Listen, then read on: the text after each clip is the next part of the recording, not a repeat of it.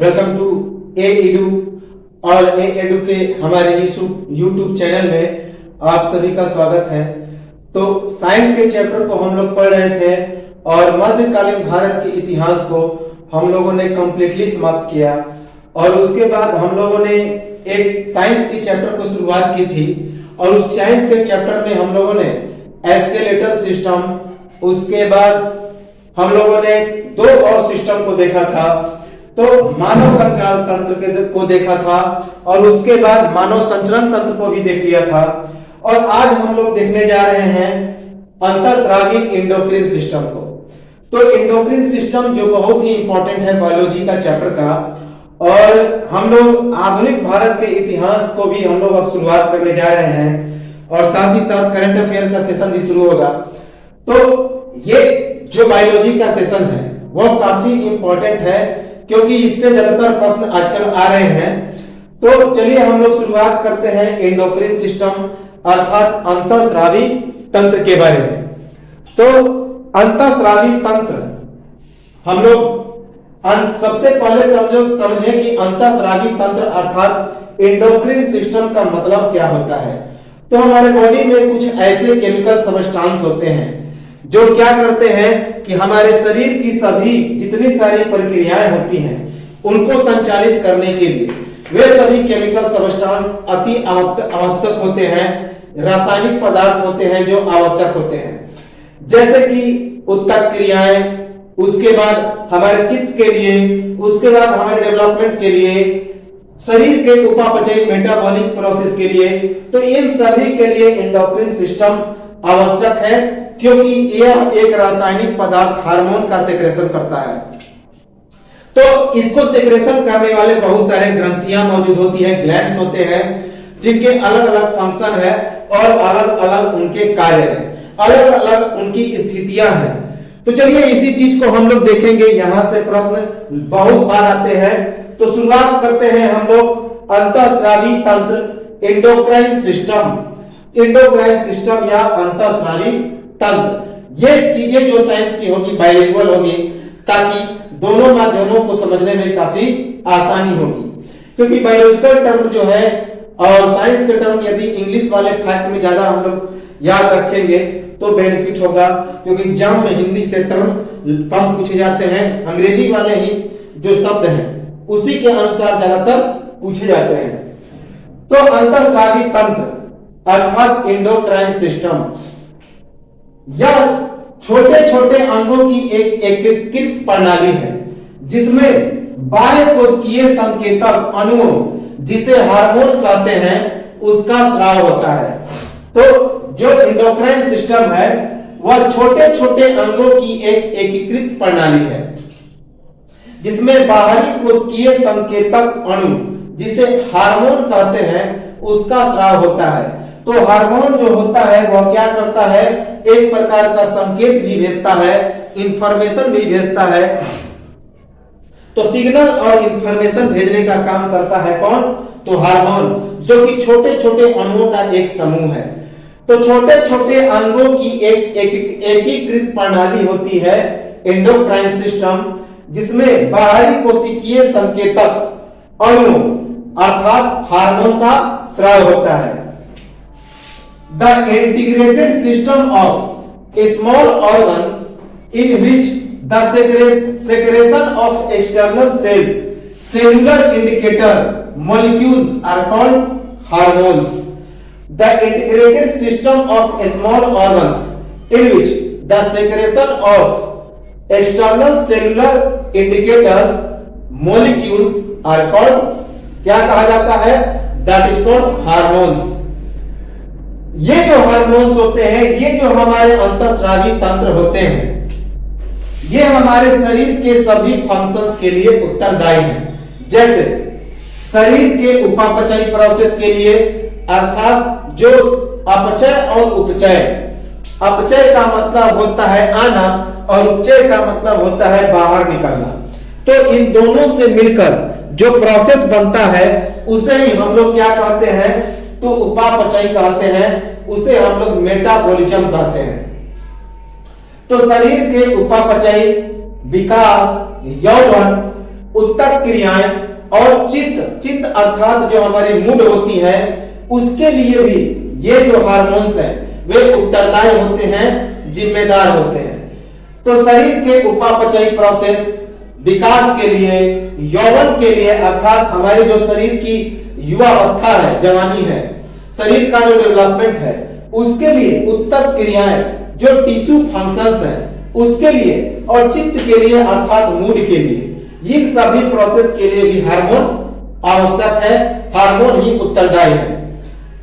Responsible for metabolism processes of our body, development, youth, tissue functions and our mood। तो hormones जो है, hormones are responsible for metabolism processes of our body, development, youth, tissue functions and our mood. अब एक fact आता है कि अंतःस्रावी विज्ञान, जिस विज्ञान के अंतर्गत, जिस साइंस के अंतर्गत हम लोग इस एंडोक्राइन सिस्टम का अध्ययन करते हैं उसे एंडोक्राइनोलॉजी कहा जाता है। एंडोक्राइनोलॉजी अंतःस्रावी विज्ञान। तो अंतःस्रावी विज्ञान या endocrinology, the science of study endocrine glands are called endocrinology. तो याद रखेंगे एंडोक्राइनोलॉजी क्या है, जिसे हम लोग अंतःस्रावी विज्ञान कहते हैं, अर्थात endocrine science, in which we study about the endocrine system. तो अंतःस्रावी ग्रंथियों का अध्ययन, अंतःस्रावी एंडोक्राइन ग्लैंड के अध्ययन को हम लोग क्या कहते हैं, एंडोक्राइनोलॉजी कहते हैं, अंतःस्रावी विज्ञान। और इस विज्ञान के जनक किसे कहा जाता है, तो थॉमस एडिसन, जिन्होंने बल्ब का आविष्कार किया था। तो थॉमस अल्वा एडिसन यही है एंडोक्राइन सिस्टम के भी फादर। तो father of endocrine science is called is Thomas Edison. तो थॉमस एडिसन जो है वे एंडोक्राइन साइंस के क्या है, तो जनक है, फादर कहे जाते हैं, इंपॉर्टेंट है। थॉमस अल्वा एडिसन जिन्होंने बल्ब का आविष्कार किया था। अंतःस्रावी तंत्र में हार्मोन का स्राव कुछ विशिष्ट ग्रंथियों के द्वारा होता है और इन ग्रंथियों के द्वारा विशेष प्रकार के पदार्थों का भी संश्लेषण होता है एवं ये संकेत और सूचनाओं का भी वाहन करते हैं। याद रखेंगे कि जो अंतःस्रावी तंत्र है, जो एंडोक्राइन सिस्टम है, उसमें हार्मोन का स्राव होता है, सेक्रेशंस ऑफ हार्मोन्स, और कुछ विशिष्ट प्रकार के ग्रंथियों के द्वारा इन विशेष प्रकार के पदार्थों का भी संश्लेषण होता है और ये संकेत और सूचनाओं को क्या करते हैं, तो वहन करते हैं। अंतःस्रावी तंत्र में हार्मोन का जो स्राव होता है कुछ विशिष्ट ग्रंथियों के द्वारा होता है और इन ग्रंथियों के द्वारा विशेष प्रकार के पदार्थों का भी संश्लेषण होता है और ये जो ग्रंथियां होती हैं संकेत और सूचनाओं का वहन करती है, सिग्नल और इंफॉर्मेशन भी भेजते हैं और उसके बाद वह रिटर्न में पाते भी हैं। The endocrine system, the endocrine system, in endocrine system the secretions of hormones by some special glands and these glands synthesize some special substances and send signals and informations. तो in endocrine system the secretions of hormones by some special glands and these glands synthesize some special substances and send signals and information. Hormone और अन्य विशिष्ट पदार्थों का शरीर के उत्तक द्रव्य में स्रावित होने के बाद कहां पे स्थानांतरण होता है, तो ब्लड में, रुधिर में स्थानांतरण होता है।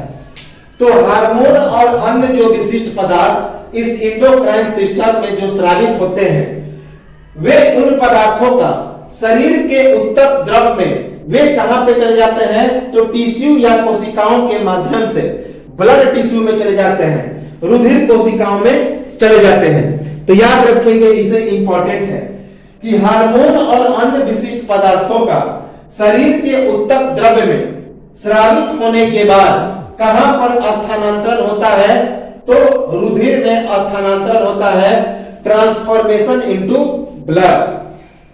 Hormones and other special substances transfers into blood and after secretion in tissues. याद रखेंगे कि hormones and other special substances transfers into blood after secretion in tissues. तो यह तो थे अंतःस्रावी ग्रंथ। अंतःस्रावी ग्रंथ के बारे में कुछ इंपॉर्टेंट फैक्ट। अंतःस्रावी ग्रंथ क्या है उसका परिचय। अब हम लोग आते हैं ग्रंथियों के बारे में कि वास्तव में ये जो ग्रंथि होते हैं वे क्या हैं। तो अभी हमने बताया कि अंतःस्रावी तंत्र के अंतर्गत कुछ रासायनिक पदार्थों का स्राव होता है और उन्हीं रासायनिक पदार्थों को हम लोग ग्रंथि या ग्लैंड कहते हैं और इनके द्वारा हार्मोन का सेक्रेशन होता है, स्राव होता है। तो कोशिका या उत्तक के द्वारा स्रावित रसायन होते हैं। ये जो ग्रंथियां होती हैं, ग्लैंड होती हैं, कोशिका या उत्तक के द्वारा स्रावित रसायन होते हैं कि कोशिका और उत्तक कुछ रासायनिक पदार्थों को क्या करते हैं, तो सेक्रेट करते हैं, स्रावित करते हैं और यही पदार्थ ग्रंथियां कही जाती है, ग्लैंड कही जाती है। कि some special chemicals secreted by cells or tissues are called glands. Some special chemicals secreted by cells or tissues are called gland. अब ग्लैंड जो होते हैं वे तीन प्रकार के होते हैं। There are three types of glands. First is called endocrine glands, अंतःस्रावी ग्रंथि। Second, exocrine gland, बाह्यस्रावी ग्रंथि। And third is mixed gland अर्थात मिश्रित ग्रंथि। तो पहला अंतःस्रावी ग्रंथि है जिसे एंडोक्राइन ग्लैंड कहा जाता है। दूसरा बाह्यस्रावी ग्रंथि अर्थात एक्सोक्राइन ग्लैंड और तीसरा मिश्रित ग्रंथि जिसे मिक्सचर ग्लैंड कहते हैं। तो जैसा कि नाम स्पष्ट है, अंतःस्रावी ग्रंथि जिसमें शरीर के अंदर में ही ग्रंथों का सेक्रेशन होता है, हार्मोन का सेक्रेशन होता है। और जो बाह्यस्रावी ग्रंथि हैं वे शरीर के बाहर ग्रंथियों का सेक्रेशन करते हैं। और मिश्रित ग्रंथि ये दोनों प्रकार के ग्रंथियों का अंदर में और बाहर दोनों में पदार्थों का सेक्रेशन करते हैं। तो एक तो हो गया अंतःस्रावी ग्रंथि एंडोक्राइन ग्लैंड्स, दूसरा बाह्यस्रावी ग्रंथि और तीसरा मिश्रित ग्रंथि अर्थात endocrine glands, exocrine glands and third is mixture glands. Mixture gland में बाह्यस्रावी ग्रंथि और अंतःस्रावी ग्रंथि दोनों का सेक्रेशन होता है अर्थात endocrine glands plus exocrine glands, इसमें दोनों का सेक्रेशन होता है। तो बातें स्पष्ट हो गई होंगी कि जो एंडोक्राइन ग्लैंड्स है उसमें शरीर के अंदर में ही जो ग्रंथियां होती हैं वे क्या करती हैं, पदार्थों का सेक्रेशन करती हैं, रासायनिक पदार्थों का सेक्रेशन करती हैं। लेकिन बाह्यस्रावी ग्रंथि में शरीर के बाहर की ओर और मिश्रित ग्रंथि में बाहर में और अंदर में दोनों। तो अब हम लोग आते हैं कि अंतःस्रावी ग्रंथियों का क्या पहचान है और इसके कौन कौन से उदाहरण हैं, इसके अंतर्गत में कौन कौन सी ग्रंथियां आती हैं और बाह्य जो स्रावी ग्रंथि है इसका क्या पहचान है और इसके अंदर में कौन कौन सी ग्रंथियां आती हैं। तो सबसे पहले अंतःस्रावी ग्रंथि। अंतःस्रावी ग्रंथि नालिका विहीन ग्रंथि होती है, वाहिका विहीन ग्रंथि होती है अर्थात इसमें किसी प्रकार की नालिका या डक्ट का अभाव होता है अर्थात ये डक्टलेस होती है, किसी प्रकार की नली या वाहिनियां नहीं होती हैं अर्थात डक्टलेस ग्लैंड होता है। यह जो नालिका विहीन ग्रंथि होती है कौन, अंतःस्रावी ग्रंथि डक्टलेस ग्लैंड होता है। जैसे अंतःस्रावी ग्रंथि के अंतर्गत कौन कौन से ग्रंथियां आएंगी, तो अंतःस्रावी ग्रंथि के अंतर्गत सबसे पहले हाइपोथैलेमस, सबके बारे में हम लोग समझेंगे एक एक के डिटेल में। वैसे हाइपोथैलेमस के बारे में हम लोग पढ़ चुके हैं, जब हम लोग मानव मस्तिष्क के बारे में पढ़ रहे थे तो उसके बारे में हम लोग हाइपोथैलेमस के बारे में पढ़ चुके हैं कि शरीर के तापमान को यह नियंत्रित करता है, जो कि हमारे ब्रेन में पाया जाता है। तो यह एक प्रकार का ग्रंथि भी है और एक प्रकार का हमारे मस्तिष्क का भाग भी है। तो इसी कारण इसे न्यूरो की संज्ञा दी गई है। तो हाइपोथैलेमस यह एक अंतःस्रावी ग्रंथ है। उसके बाद बहुत इंपॉर्टेंट है जिसका नाम है पीयूष ग्रंथि, pituitary gland. It is called master gland. इसे मास्टर ग्रंथि के नाम से भी जाना जाता है, क्योंकि सभी ग्रंथियों को यह क्या करता है तो कंट्रोल करता है, नियंत्रण करता है। तो इसे दूसरा है पीयूष ग्रंथि, पिट्यूटरी ग्लैंड। तीसरा है पीनियल ग्रंथि। पीनियल ग्रंथि तो जिसे गावदुम ग्रंथि भी कहते हैं। पीनियल ग्रंथि अर्थात पीनियल ग्लैंड, जिसे गावदुम ग्रंथि भी कहा जाता है। उसके बाद थायराइड, थायराइड ग्रंथि। थायराइड ग्रंथि को ऑब्टू ग्रंथि कहा जाता है, ऑब्टू ग्रंथि, थायराइड ग्लैंड। उसके बाद पैराथायराइड। पैराथायराइड भी एक अंतःस्रावी ग्रंथि है, पैराथायराइड ग्लैंड। उसके बाद अधिवृक्क ग्रंथि, अधिवृक्क एड्रिनल ग्लैंड। एड्रिनल ग्लैंड अर्थात जिसे लड़ो या मरो कहा जाता है। तो लड़ो या मरो अधिवृक्क ग्रंथि याद रखेंगे। यह काफी जब हम लोग उग्र होते हैं तो यही ग्रंथियां काम करती हैं। तो अधिवृक्क ग्रंथि अर्थात एड्रिनल ग्लैंड। उसके बाद वृषण, जिसे शुक्राणु ग्रंथि भी कहते हैं। वृषण ग्रंथि या शुक्राणु ग्रंथि अर्थात टेस्टिस ग्लैंड। टेस्टिस ग्लैंड यह हमारे मेल पार्ट में पाया जाता है और यही जो है सेक्स के लिए सबसे उत्तम हार्मोन का सेक्रेशन करता है। तो इसे सेक्स हार्मोन कहते हैं पुरुष का। सेक्स हार्मोन्स का सेक्रेशन करता है टेस्टिस ग्लैंड, जिसे अंडाणु ग्रंथि या शुक्राणु ग्रंथि भी, वृषण ग्रंथि या शुक्राणु ग्रंथि कहा जाता है। उसके बाद अंडाणु ग्रंथि, जिसे ओवैरी ग्लैंड कहते हैं, ये महिलाओं का सेक्स ऑर्गन है। ये महिलाओं का सेक्स हार्मोन को सेक्रेशन करता है और यह एक महिला में पाया जाने वाला अंतःस्रावी ग्रंथि है। पुरुषों में यह नहीं पाया जाता।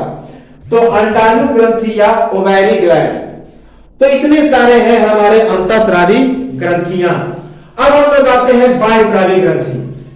बाह्य अंतःस्रावी ग्रंथि में जो होता है कि चूंकि नालिका विहीन ग्रंथि है, इसमें तो कोई जो है डक्ट नहीं होता, कोई भी जो है डक्टलेस ग्लैंड है, तो आखिर में इसमें जो पदार्थों का सेक्रेशन है, प्रवाह होता है, वह होता कैसे है तो ब्लड के प्लाज्मा के द्वारा। तो अंतःस्रावी ग्रंथि में हार्मोन का स्राव ब्लड प्लाज्मा के द्वारा होता है, रक्त के प्लाज्मा के द्वारा होता है। प्लाज्मा एक प्रकार का ब्लड में लिक्विड वाला पार्ट होता है, तो उसी के द्वारा अंतःस्रावी ग्रंथियों में हार्मोन का स्राव किसके द्वारा होता है, बाय प्लाज्मा। अर्थात the secretion of hormones in endocrine glands is occur by plasma, blood plasma, रुधिर प्लाज्मा। तो ये तो था अंतःस्रावी ग्रंथ। दूसरा है बाह्यस्रावी ग्रंथ। बाह्यस्रावी ग्रंथ ठीक अंतःस्रावी ग्रंथ का उल्टा होता है, जिसमें नालिका युक्त ग्रंथि होती है, अर्थात वाहिका युक्त ग्रंथियां होती हैं। अर्थात इसमें क्या होता है तो है डक्ट पाए जाते हैं, नालियां पाई जाती हैं। तो नालिका युक्त ग्रंथि होती है, अर्थात वाहिकाएं युक्त ग्रंथि होती हैं। तो जिस प्रकार जो एंडोक्राइन ग्लैंड्स होता है वह नालिका विहीन होता है, डक्टलेस होता है, और यह डक्ट पाया जाता है किसमें, बाह्यस्रावी ग्रंथि में। जैसे कि यकृत अर्थात लीवर। उसके बाद पसीना ग्रंथि, स्वीट ग्लैंड, चूंकि शरीर से बाहर निकलता है पसीना, तो यह एक क्या है, बाह्यस्रावी ग्रंथि का काम करेगा, क्योंकि शरीर से बाहर आता है।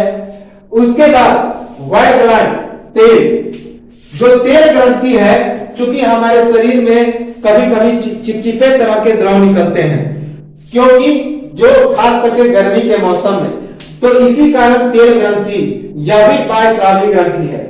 उसके बाद आंसू ग्रंथि, टीयर ग्लैंड। टीयर ग्लैंड जो हमारे आंसू होते हैं वे बाहर की ओर निकलते हैं तो टीयर ग्लैंड भी क्या है, तो बाह्यस्रावी ग्रंथि है। लसिका ग्रंथि सैलिवरी ग्लैंड, जिससे लार का सेक्रेशन होता है, तो सैलिवा का सेक्रेशन होता है, उसे लार कहते हैं। तो लसिका ग्रंथि या सैलिवरी ग्लैंड, लार बाहर की ओर निकलता है मुंह से, तो यह भी बाह्यस्रावी ग्रंथि है। उसके बाद स्तन ग्रंथि मैमेरी ग्लैंड, तो मैमेरी ग्लैंड से जो दूध होता है वो बाहर निकलता है, जिसे स्तन ग्रंथि कहा जाता है। उसके बाद श्लेष्मा ग्रंथि म्यूकस ग्लैंड, जो भोजन को पचाने में मदद करता है, इसका भी बाहर में से सेक्रेशन होता है श्लेष्मा, जिसे म्यूकस ग्लैंड कहते हैं। उसके बाद ये जो बाह्यस्रावी ग्रंथि होते हैं, ये किसका स्राव करते हैं, तो एंजाइम का। तो यह जो है एंजाइम का स्राव करते हैं, अर्थात ये पाचक रस का स्राव करते हैं, जो भोजन को पचाने में मदद करता है। तो बाह्यस्रावी ग्रंथि एंजाइम का स्राव करते हैं, अर्थात एक्सोक्राइन ग्लैंड किसका, एंजाइम का, जबकि इंडोक्राइन ग्लैंड किसका करते हैं, तो इंडोक्राइन ग्लैंड करते हैं हार्मोन्स का।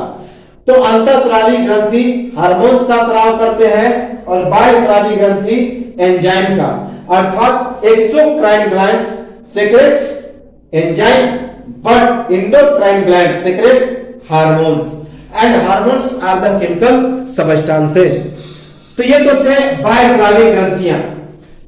अब हम लोग आते हैं मिश्रित ग्रंथि, जिसे हम लोग मिक्सचर ग्लैंड भी कहते हैं।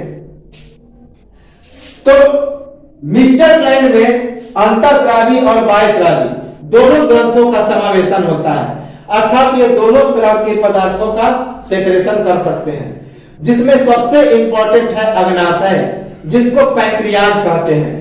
तो सबसे इंपॉर्टेंट यह परीक्षा में पूछा जा सकता है कि अग्नाशय किस प्रकार की ग्रंथि है, दैट इज मिक्सचर ग्लैंड।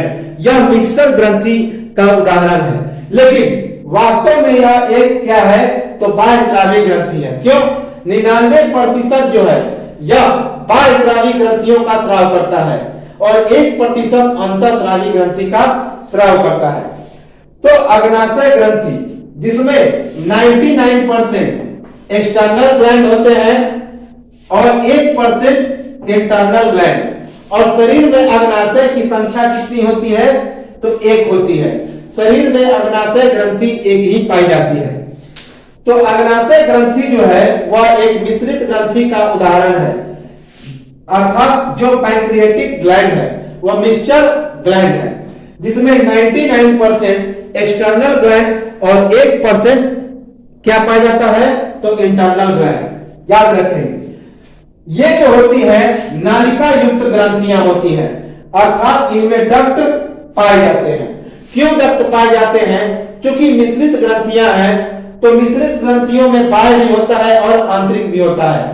तो चूंकि बाह्य ग्रंथियों का स्राव करता है, तो इसी कारण चूंकि बाह्य ग्रंथियों के स्राव के लिए नली का होना आवश्यक है, तो इसी कारण इसमें नलियां मौजूद होती हैं। तो इसमें डक्ट मौजूद होते हैं, ये नालिका युक्त ग्रंथियां हैं। इनमें पाचक रस और हार्मोन दोनों का स्राव होता है, अर्थात enzyme it secrets enzyme and hormones both. तो मिश्रित ग्रंथि एंजाइम और हार्मोन्स दोनों का स्राव करता है, याद रखेंगे। इसके कौन कौन से उदाहरण हैं जो दोनों का स्राव कर सकते हैं, कुछ अंग हैं, जैसे यकृत अर्थात लीवर, त्वचा अर्थात स्किन, हृदय अर्थात हार्ट, अंडाशय अर्थात ओवेरी, वृषण अर्थात टेस्टिस, गुर्दा अर्थात किडनी और हाइपोथैलेमस। हाइपोथैलेमस भी एक प्रकार का अंग है जो हमारे मस्तिष्क में पाया जाता है। तो यह हाइपोथैलेमस एक ऐसा अंग है जो ब्रेन में भी रहता है, ब्रेन के अंगों का भी काम करता है और हार्मोन्स का सेक्रेशन भी करता है। तो इसीलिए यह हार्मोन जो होता है हाइपोथैलेमस, इसका स्राव करते हुए यह एक अंग भी है और यह इंडो और एक्सो दोनों में आता है। वास्तव में तो यह इंडो का ही यह एक पार्ट है, इंडोक्राइन ग्लैंड का ही पार्ट है। तो ये तो थे एंडोक्राइन ग्लैंड और एक्सोक्राइन ग्लैंड और उसके बाद मिक्सचर ग्लैंड। अब हम लोग देखते हैं कि इनकी शरीर में संख्या कितनी है। अंतःस्रावी ग्रंथियों की संख्या, नंबर ऑफ एंडोक्राइन ग्लैंड्स, शरीर में एंडोक्राइन ग्लैंड की संख्या कितनी है। तो हाइपोथैलेमस यह ब्रेन में पाया जाता है, इसकी संख्या 1 है। तो जैसा कि यह जो चित्र दिखाया जा रहा है, इस चित्र में यहां पे हाइपोथैलेमस पाया जाता है, हाइपोथैलेमस मस्तिष्क में, जिसकी संख्या कितनी है तो 1 होती है। उसके बाद पिट्यूटरी अर्थात पीयूष ग्रंथि, इसकी भी संख्या 1 पाई जाती है। यह पीयूष ग्रंथि यानी मस्तिष्क के अगले भाग में पाया जाता है। उसके बाद मस्तिष्क के सबसे पिछले भाग में तल में पाया जाता है, याद रखेंगे हाइपोथैलेमस के नीचे, ठीक हाइपोथैलेमस के नीचे यह पीयूष ग्रंथि पाया जाता है मस्तिष्क के पिछले भाग में, याद रखेंगे। दाने की तरह यह आकृति है, मटर के दाने की तरह। उसके बाद पीनियल ग्रंथि, यह जिसे गाउडुल ग्रंथि भी कहते हैं, यह भी मस्तिष्क में पाया जाता है और इसकी संख्या 1।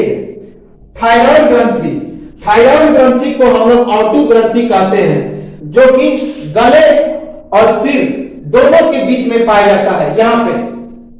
तो यहां पे ऑटू ग्रंथि या थायराइड ग्रंथि पाया जाता है, इसकी भी संख्या 1। पैराथायराइड, थायराइड ग्रंथि के ठीक पीछे पैराथायराइड पाया जाता है और इसकी भी संख्या कितनी होती है तो इसकी संख्या होती है 4। पैराथायराइड की संख्या होती है 4। उसके बाद होता है थाइमस, जिसे बाल्य ग्रंथि कहते हैं। बाल्य ग्रंथि यह सीने के थोड़ा सा ऊपर पाया जाता है, जैसे कि यह चित्र में है बाल्य ग्रंथि, जिसको थाइमस कहा जाता है। उसकी संख्या होती है 1। उसके बाद पैंक्रियाज अर्थात अग्नाशय, अग्नाशय इसकी भी संख्या होती है 1, जो वृषण के बिल्कुल ऊपर पाया जाता है किडनी के पास। तो वृषण अर्थात टेस्टिस के ठीक ऊपर आता है अग्नाशय, इसकी संख्या होती है 1, जैसे कि यहां पे यह अग्नाशय है। यह क्या है तो अग्नाशय है, फेफड़े के बिल्कुल थोड़ा सा नीचे पाया जाता है। उसके बाद एड्रिनल, जिसे अधिवृक्क कहा जाता है। अधिवृक्क जो है अग्नाशय के ठीक ऊपर पाया जाता है, जिसे हम लोग क्या कहते हैं अधिवृक्क, याद रखेंगे। एड्स को एड्रिनल भी कहा जाता है, इसकी संख्या होती है 1। उसके बाद एड्रिनल की संख्या होती है 2, दोनों तरफ पाई जाती है, जैसे कि इस चित्र में दिखाया गया है।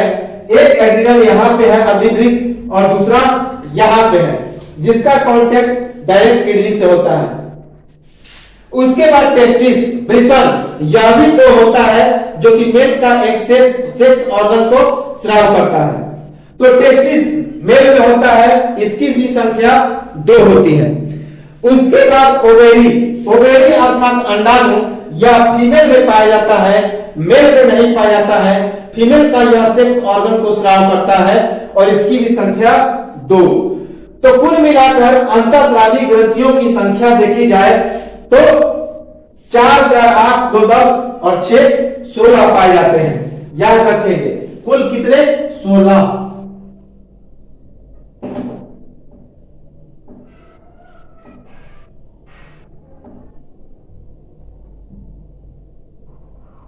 तो कुल 16 जो है अंतःस्रावी ग्रंथियां हमारे बॉडी में पाई जाती है। अब हम लोग आते हैं इस चित्र पर, चूंकि अभी हमने इसे देख लिया, बारी बारी से देखेंगे। ये जो हमारा मस्तिष्क है, इस मस्तिष्क में कौन कौन सी ग्रंथि पाई जाती है तो सबसे ऊपरी हिस्से में बाएं साइड में गाउडुल ग्रंथि अर्थात पीनियल ग्लैंड पाई जाती है। उसके ठीक नीचे अगले भाग में मस्तिष्क के निचले हिस्से में पीयूष ग्रंथि पाई जाती है, जिसे मास्टर ग्रंथि कहते हैं। मास्टर ग्रंथि और इसे सेल टर्सिका भी कहा जाता है, हम लोग इसको अभी देखेंगे। सेल टर्सिका या मास्टर ग्रंथि, पीयूष ग्रंथि या फिर पिट्यूटरी ग्रंथि कहते हैं। तो गाउडुल ग्रंथि या फिर पीनियल ग्लैंड और पीयूष ग्रंथि या फिर पिट्यूटरी ग्लैंड दोनों मस्तिष्क में होते हैं। उसके बाद यहां पे ठीक हाइपोथैलेमस होता है। यहीं पे हाइपोथैलेमस होता है।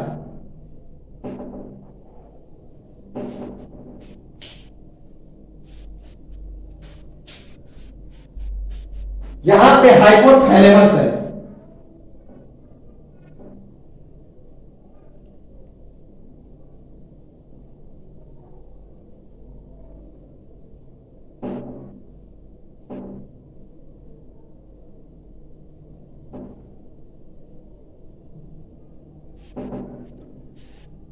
तो उसके ठीक नीचे पीयूष ग्रंथि या फिर तो अधिवृक्क ग्रंथि इन दोनों किडनी के ठीक ऊपर पाया जाता है और ठीक अधिवृक्क के नीचे दोनों किडनियों के बीच में एक अग्नाशय ग्रंथि जिसे पैंक्रियाज कहते हैं, पैंक्रियाज ग्लैंड, वह पाया जाता है।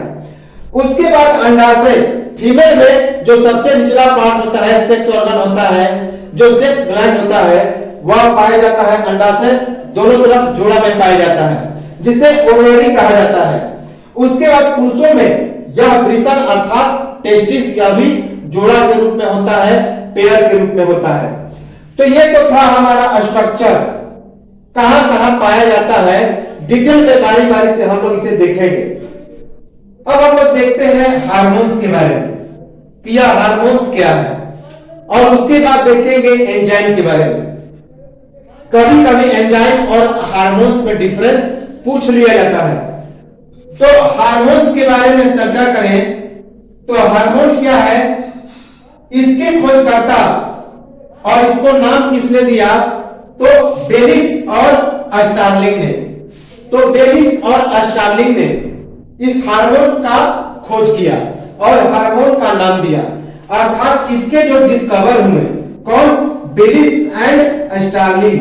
तो बेलिस और स्टार्लिंग ने हार्मोन का खोज किया, डिस्कवर किया, और बेलिन और स्टार्लिंग ने भी हार्मोन का नाम दिया। इंपॉर्टेंट है, बेलिस एंड स्टार्लिंग। इसे रासायनिक संदेशवाहक कहा जाता है।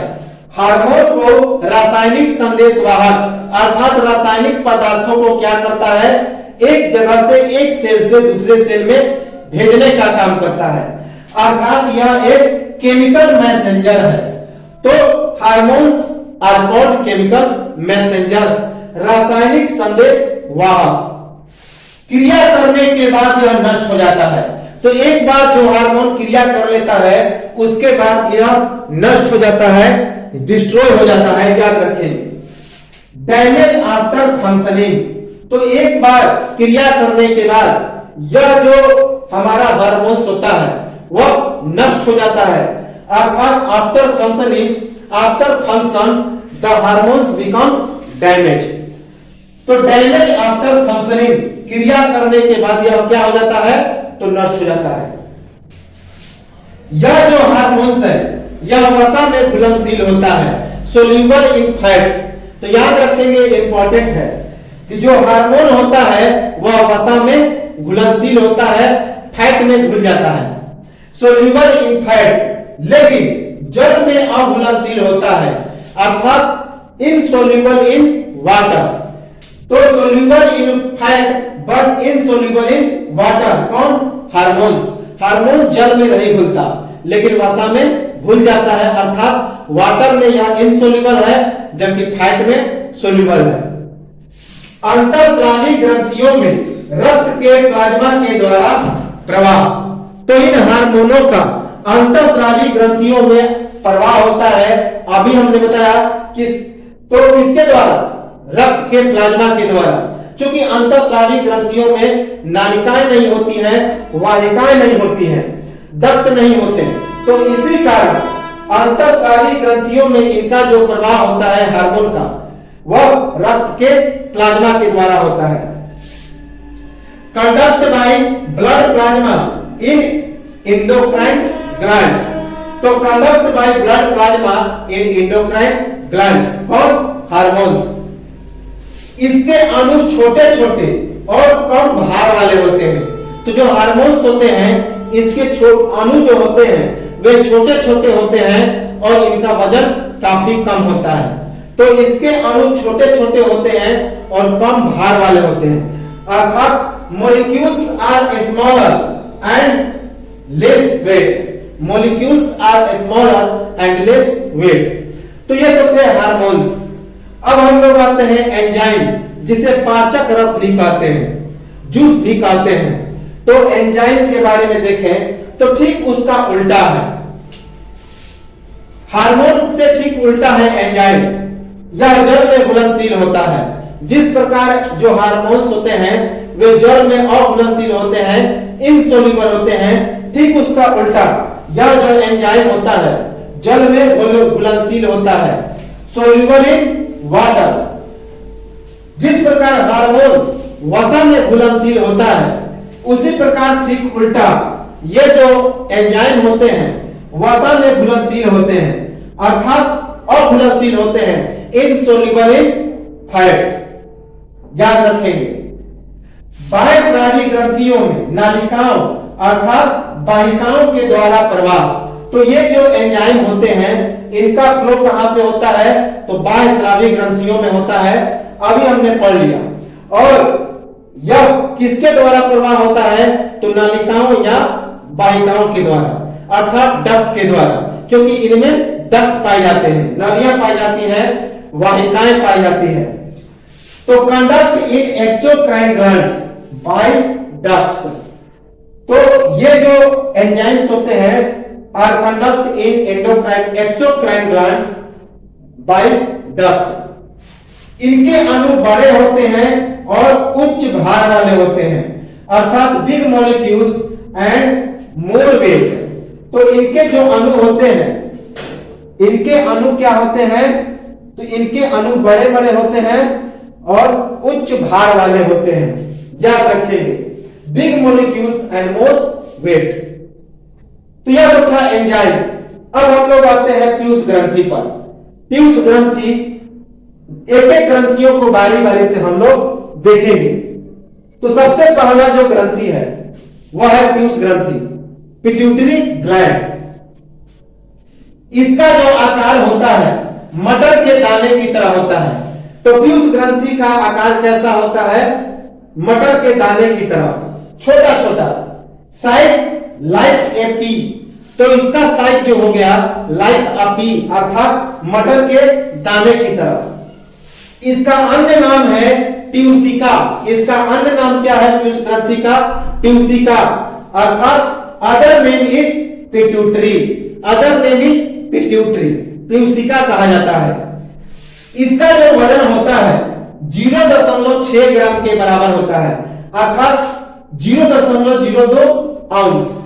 इसका जो वेट होता है पीयूष ग्रंथि का वह लगभग 0.06 ग्राम के बराबर होता है, जिसका अर्थात 0.02 आउंस के बराबर होता है। इसकी स्थिति अर्थात कहां पाई जाती है? तो यही पूछा जाता है, यह ज्यादातर पूछा जाता है। मस्तिष्क के तल पर अर्ध अस्चेतक में, अर्थात हाइपोथैलेमस को हिंदी में अर्ध अस्चेतक कहा जाता है। अर्ध अस्चेतक अर्थात हाइपोथैलेमस के बिल्कुल निचले हिस्से में। तो इसकी स्थिति अर्थात कहां पाई जाती है? तो मस्तिष्क के तल पर अर्ध अस्चेतक अर्थात हाइपोथैलेमस के बिल्कुल निचले हिस्से में। अभी हमने इसे बताया है। Its position located at the base of the brain, below hypothalamus. तो pituitary gland is located at the base of the brain, below hypothalamus. इसकी सुरक्षा अर्थात यह किस चीज से घिरा रहता है? तो इस सेल तर्शिका से यह घिरा रहता है। याद रखेंगे, एक छोटी अस्थिमय गुहा, इसकी सुरक्षा कौन करता है? एक छोटी अस्थिमय गुहा, हड्डी युक्त एक नाली होती है। एक छोटी अस्थिमय गुहा जिसे पर्याणिका कहा जाता है, में दृढ़ तनिका रज्जु से यह क्या होता है? ढका हुआ रहता है।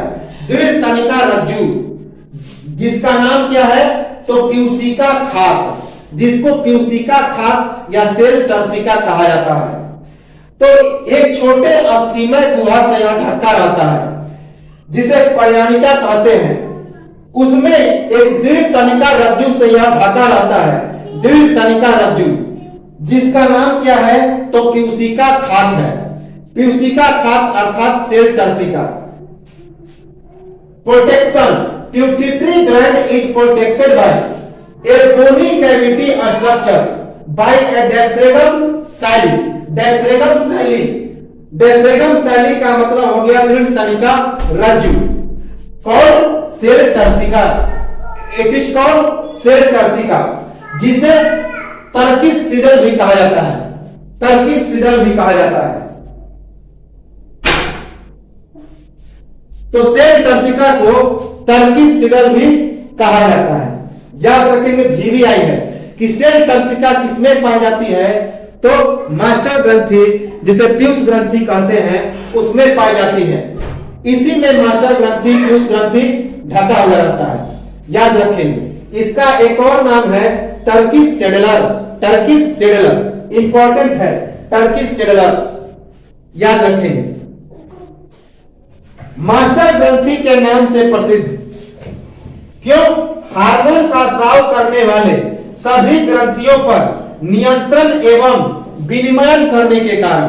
चूंकि यह जो पीयूष ग्रंथि है सभी ग्रंथियों से निकलने वाले हार्मोन पर क्या करता है, तो यह नियंत्रित करता है, उसके बाद विनिमय करता है, और उसके बाद यह क्या करता है, तो एक्सचेंज करता है, कंट्रोल करता है, समन्वय करता है, कोऑर्डिनेट करता है। तो हार्मोन के स्राव करने वाले सभी ग्रंथियों पर नियंत्रण, विनिमय और समन्वय करने के कारण पीयूष ग्रंथि को मास्टर ग्रंथि के नाम से जाना जाता है, मास्टर ग्लैंड। तो pituitary gland is also called master gland because it controls exchange and coordinates of gland which secretes by hormones, which secretes hormones. तो मास्टर ग्रंथि अर्थात मास्टर ग्लैंड के नाम से भी पीयूष ग्रंथि को, पिट्यूटरी ग्लैंड को जाना जाता है।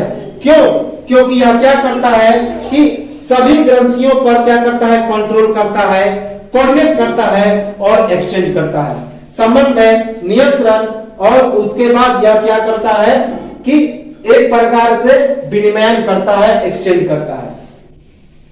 तो यह तो था पीयूष ग्रंथि। पीयूष ग्रंथि को हम लोग आगे देखेंगे और उसके बाद बारी बारी से जितने सारे ग्लैंड्स हैं, पिट्यूटरी ग्लैंड, उसके बाद हम लोग देखेंगे थायराइड, पैराथायराइड, इसके क्या फंक्शन है, थाइमस, सबको हम लोग देखेंगे। अग्नाशय, पैंक्रियाज, जो कि हम लोग अगले वीडियो में देखेंगे, और पूरा इसे एंडोक्राइन ग्लैंड को हम लोग समाप्त करेंगे, जहां से एक भी क्वेश्चन में एग्जाम नहीं छूटेगा। तो मिलते हैं हम लोग अगले वीडियो में और कंटिन्यू करेंगे पिट्यूटरी ग्लैंड को। तब तक